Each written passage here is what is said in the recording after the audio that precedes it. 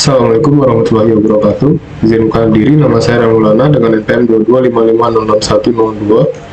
Video ini saya akan membahas terkait IoT mengenai cara menghubungkan sensor ultrasonik DHT11 serta menghidupkan dan mematikan lampu menggunakan node RED dengan protokol MQTT. Jadi kita pertama lihat kode Arduino-nya dulu. Di sini ada library ESP8266 ini untuk library Node MCU. Kemudian ini ada PubSub client-nya untuk MQTT. Kemudian di sini ada library DHTH itu untuk sensor DHT11-nya. Jadi pertama-tama di sini kita definisin dulu tipe DHT-nya itu adalah DHT11. Jadi di sini define DHT type DHT11.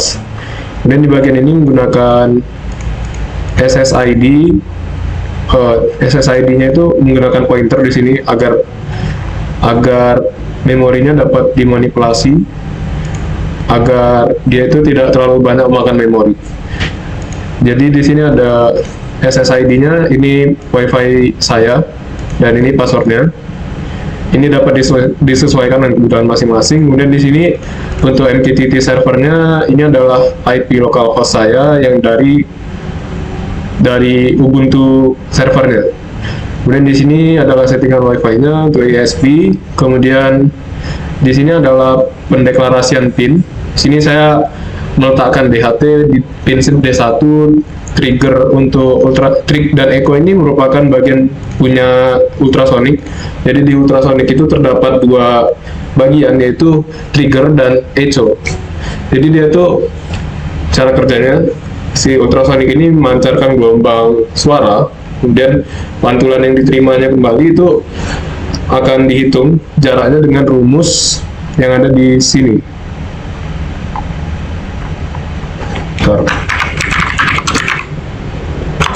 Nah ini, jadi durasi dikali dengan 0,343 ini akan mengubah nilainya itu dalam sentimeter.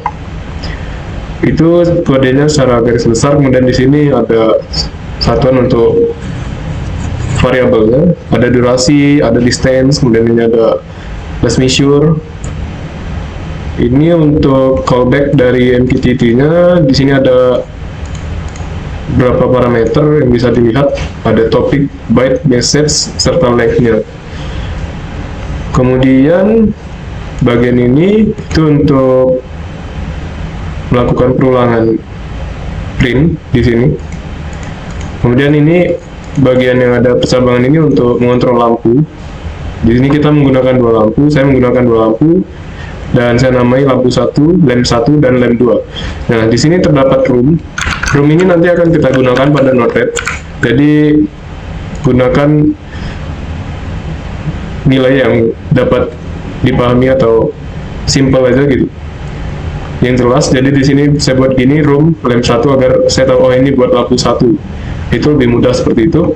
Kemudian jika message stem-nya itu on, maka lampu 1 itu akan diganti dengan high, yang mana high itu adalah nyala, atau dalam binar itu kodenya 1. Misal dipencet off, itu lampu satunya bakal mati, seperti itu. Untuk lampu 2 juga sama, hanya membedakan nilai variabel serta topiknya aja di sini. Tadi saya tulis di sini lamp 1, ini lamp 2, hanya beda di situ. Kemudian bagian setup WiFi ini untuk inisialisasi fungsi untuk WiFi-nya, untuk connect ke WiFi. Jadi dia akan connect ke SSID yang udah didefinisin tadi, kemudian password yang udah kita tuliskan di atas tadi. Semisal dia tidak connect, maka akan muncul ini titik. Kemudian jika dia connect akan ditampilkan WiFi-nya connect, kemudian ditampilkan local IP dari WiFi-nya itu. Kemudian jika dia reconnect, itu MQTT-nya akan menggunakan fungsi ini. Jadi dari klien ESP atau Node MCU itu akan di print connect. Kemudian di sini subscribe-nya ke lamp 1 dan lamp 2 untuk lampu. Itu juga dengan seterusnya ini. Jika gagal, dia akan ditampilkan try again in 5 second, 5 detik. Jadi delaynya di sini 5000 milisecond, yang artinya 5 detik. Dan di sini adalah void setup. Void setup ini seperti yang kita tahu untuk inisialisasi mula-mula untuk setiap sensor yang kita gunakan, itu adalah lem 1, lem 2. Kemudian ini trig dan echo ini adalah punyanya ultrasonic. Jadi triggernya itu adalah outputnya, kemudian echo itu adalah input. Kemudian di sini data begin untuk menjalankan, kemudian serial begin menggunakan nilai 115.200 baud rate. Kemudian setup wifi, kemudian di sini kliennya itu servernya adalah si MQTT server dengan port 1883, dan callbacknya itu memanggil fungsi callback. Dan di sini void loop, jika tidak connect maka dipanggil fungsi reconnect, jadi dia akan mencoba menghubungkan ulang ke wifi-nya, dan ya dia akan terus looping untuk memastikan dia connect terlebih dahulu si node MCU-nya, agar nantinya si node MCU ini dapat menjadi publisher atau yang mengirimkan data ke server, kemudian si servernya itu dapat menjadi subscribernya yang menerima data dari node MCU. Dan nantinya kita akan lanjut ke bagian itu, tapi kita bahas ini dulu. Ini untuk temperatur, kemudian di sini humidity. Nah, seperti itu. Secara garis besar kodenya seperti itu. Kemudian kita masuk ke bagian ini, bagian CLI-nya dari Linux. Kita bisa menggunakan PATI atau yang lainnya. Nah, pastikan pada VMbox ini jaringan kalian itu udah dalam mode bridge adapter, agar nantinya kita dapat meremote dia selama kita berada pada jaringan yang sama. Dalam kasus ini saya menggunakan WiFi COS. Kemudian untuk hotspot ke MCU-nya saya menggunakan ini. Oke. Dan di sini udah terlihat ESP-nya udah terhubung. Sebab tadi saya sudah mengcompile sebelum ini. Sehingga di sini juga ditampilin nih, kalau kita cek serial monitornya udah terlihat di sini ada humidity, kemudian ada temperatur, kemudian ada distance. Dari humidity dan temperatur itu dari DHT11, kemudian distance itu dari ultrasonic. Oke. Selanjutnya kita masuk pada bagian node rate. Bagian ini tadi pastikan pada Linux-nya itu kalian sudah menjalankan node rate serta protokol MQTT-nya atau MQTT.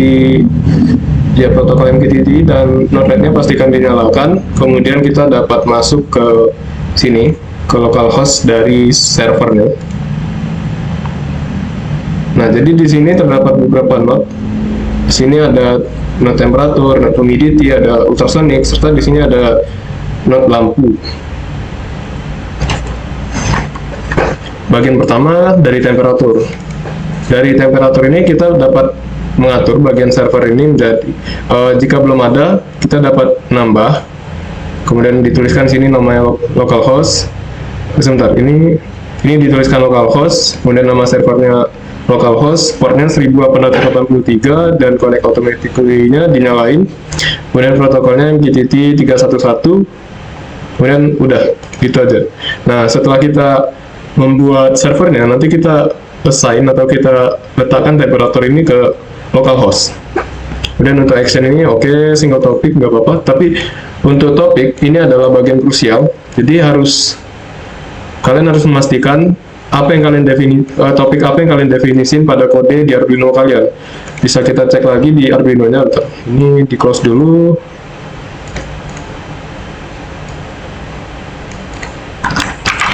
Nih.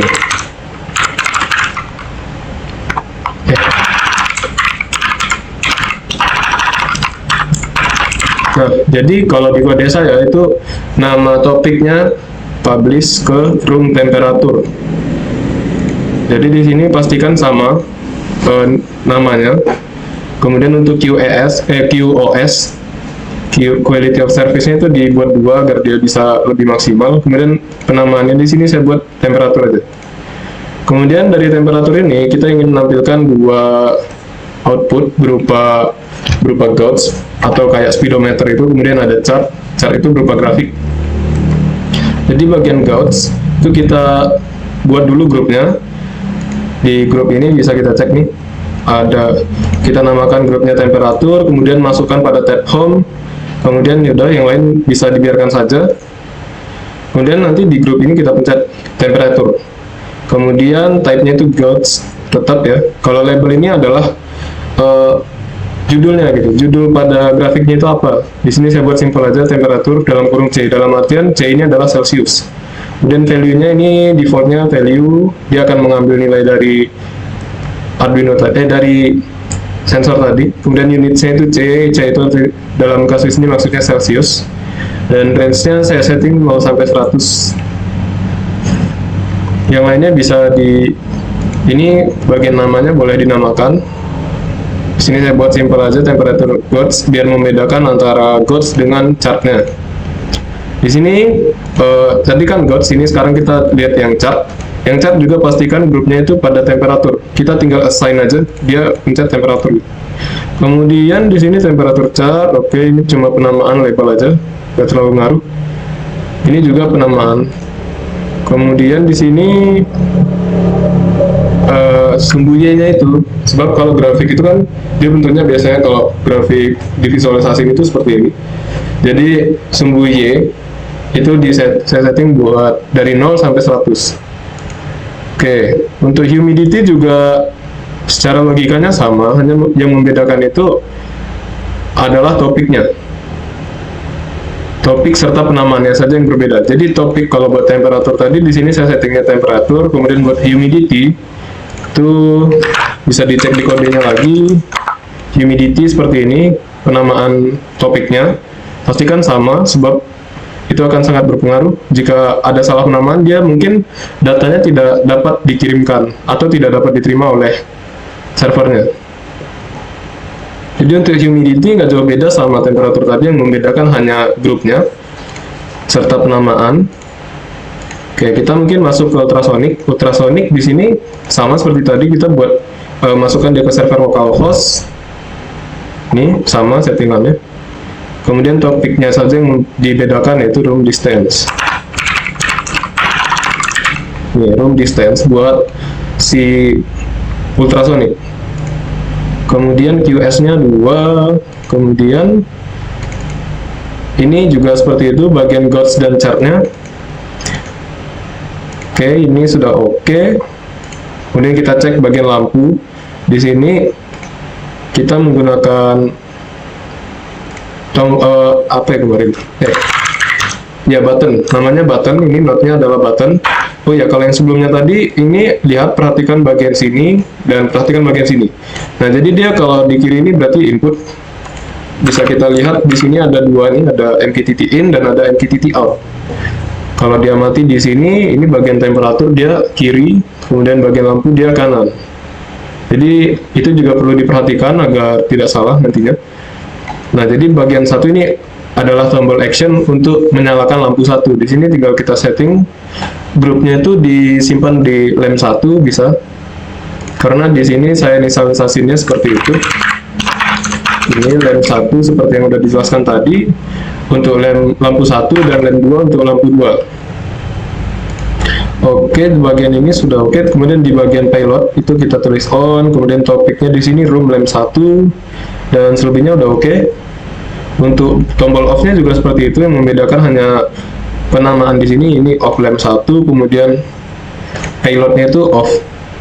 Dan message-nya itu topiknya mengambil dari topik sesuai kode tadi.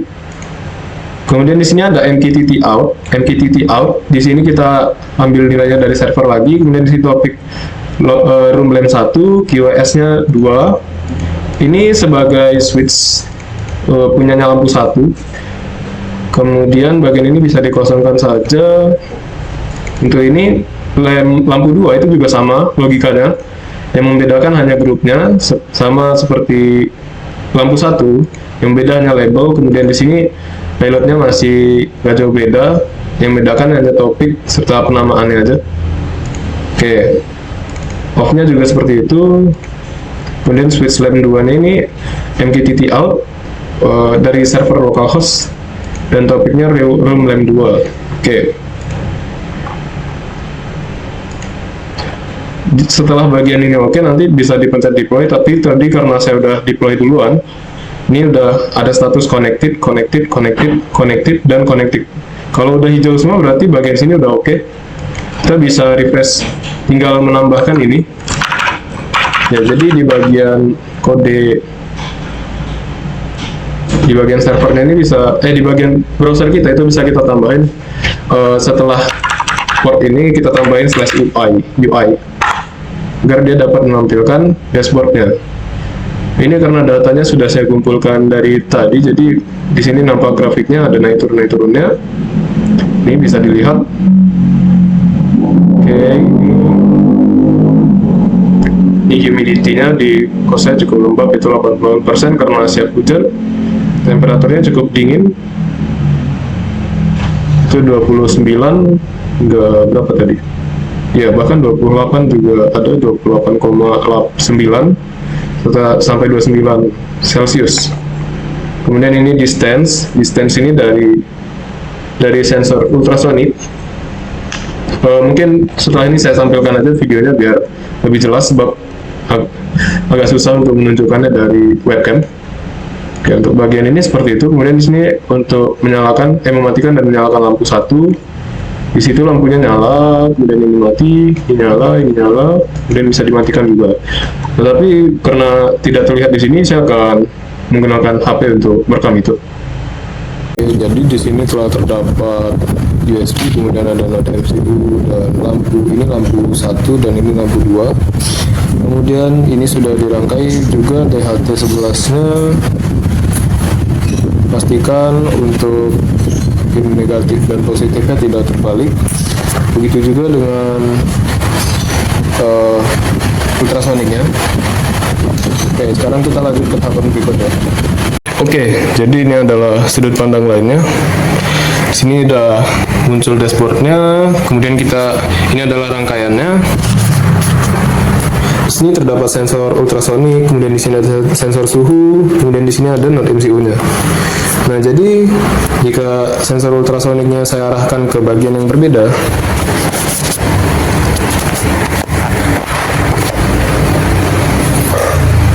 itu dapat terjadi perubahan distance. Bisa dilihat pada grafiknya ini, distance-nya berubah tuh. Tapi dia tidak langsung berubah karena tadinya kita udah set delay-nya sekitar 5 detik, makanya tidak secara langsung dia berubah signifikan. Sedangkan kalau saya tutup, ini nilainya 0. Ya, sebab tolerirnya sekitar 2 cm ya paling rendah kalau tidak salah buat sensor ultrasonik biasa.